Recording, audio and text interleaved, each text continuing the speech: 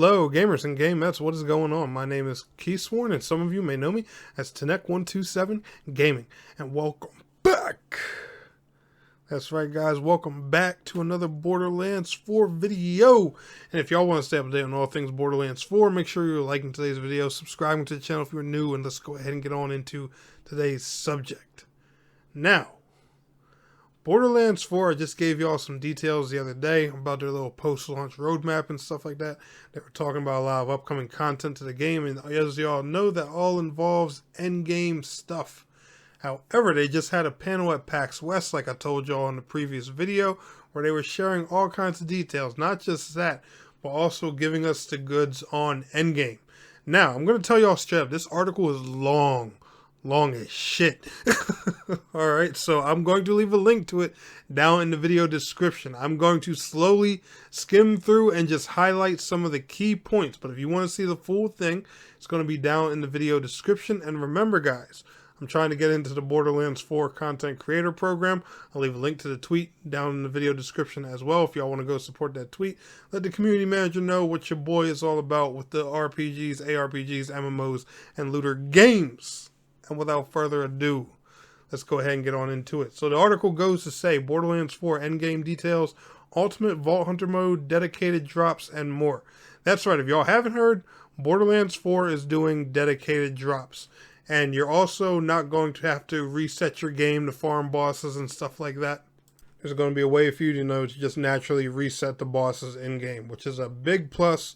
Awesome, for us hardcore loot grinders that been maxing our builds and all that fun stuff. So the first piece of the article they have in here is where they talk about Ultimate Vault Hunter mode. Take on tougher, more varied challenges for better loot. You guys know the thing of Ultimate Vault Hunter mode at the end of the day. You beat the game, Ultimate Vault Hunter mode unlocks, everything's higher level. It's kind of like, a new game plus kind of deal. But there's just better loot, there's tougher versions of enemies, bosses, and stuff like that. They get some names, they get some new abilities and things. If you've played a Borderlands game and and took endgame pretty seriously, you pretty much know what Ultimate Vault Hunter mode is. So we're not going to hang out too much in that category. Now, the next part of the article goes to say dedicated drops and other optimizations for loot farming. They're in here just, talking about how we know how the hardcore players love loot farming and all that fun stuff, and they're going off of, player feedback and everything like that. Instead, it goes to say, in addition to their loot drops, hunting bosses across Kairos pays well thanks to contracts, with the completion of rewards that include a valuable in-game currency earned through gameplay, Iridium. If you guys have played any Borderlands game, you know what Iridium is. These iconic chunks of purple crystals have made their way to Kairos as a courtesy of the Elpis Cataclysm, and you'll be able to spend Iridium on endgame activities like respecking your specialization tree and spinning up Moxxi's big encore machine. Back in the Borderlands 4 showcase, we revealed Moxxi's big encore machine as a way to repeatedly fight bosses you've beaten without needing to exit the game and re-enter the game. So there's your answer right there to to the boss farming method. Use Moxxi's big encore machine. A huge time saver for farming a desirable boss loot. In Borderlands 4, you can spend some Iridium to activate Moxxi's big encore machine and fight the desired boss right then and there, without the need for saving, loading shenanigans, or rebooting the game entirely. So you're going to use Iridium to farm the bosses. And that's a pretty good endgame strategy. It's kind of a common thing that MMOs tend to do as well. Except when it comes to MMORPGs, you'll farm the boss, and then the boss will drop the currency, and you use the currency to spend on the loot. So Borderlands is doing it kind of backwards. You go get the currency, and you use the currency to do a repeated fight of the boss for a chance for the loot to drop. So, I think that's a pretty cool thing, especially since, Borderlands is basically an ARPG with guns. Weekly reasons to take on new challenges. Now, I covered this in the previous video. I was showing you guys in the post-launch roadmap. They were going to be doing weekly events and stuff like that to give you all kinds of new stuff in the game. It goes to say, if you're looking to pick a new fight each week, you should test your might against the weekly big encore boss. Everyone will get the chance to take on the same big encore boss each week, which is a tougher variant with an even more rewarding loot pool. You can face off against this souped up boss using Moxxi's big encore machine. So again, it looks like, Moxxi's big Encore machine is going to play a hefty role in, that Endgame farming kind of deal and stuff like that. The next thing they go to talk about here is firmware. These are set bonuses that synergize with your build. It goes to say, firmware set bonuses have a wide range of effects, but they all have 3 tiers. Minor, 1 piece of firmware equipped. Major, 2 pieces of the same firmware.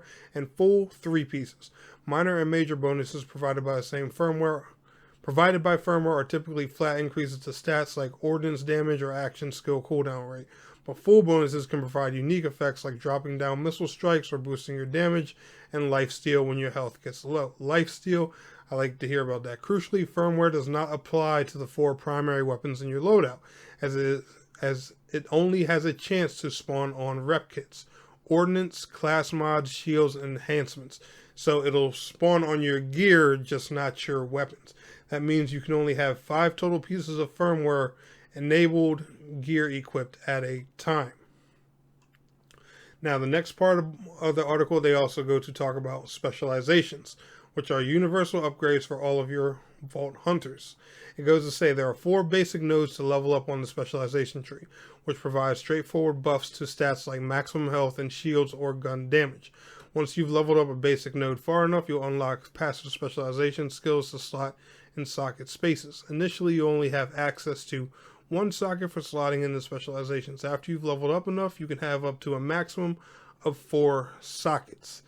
Now, this kind of reminds me of something they did in Borderlands 2. I can't remember the name of it for the life of me, forgive me, but there was some type of, it was like a badass bonus or something like that. It was named something like that. I can't think of the name of it for the life of me. God, if you know, let me know down in the comments. And that bonus would, add bonus stats to all of your characters. It definitely kind of reminds me of that. And then invincible bosses and pearlescent rarity.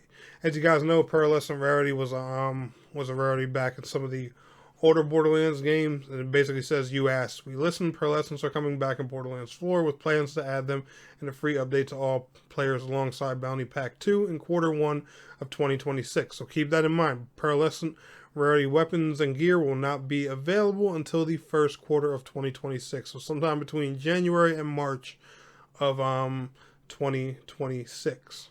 And then, they just go to talk about the upcoming free and paid content and stuff like that we already went over in the post DLC video that I made just a few days ago. But anyway, guys, like I said, that's the gist of all these things. There's so much more information here. I just wanted to give you all a basic rundown of it. Like I said, I'll leave a link to the article down in the video description. Y'all enjoyed today's video, smash that like. Let me know what class you guys plan on playing on Borderlands 4 and what platform. Subscribe here if you're new. I'll see y'all in the next one. Peace out. Have a good one.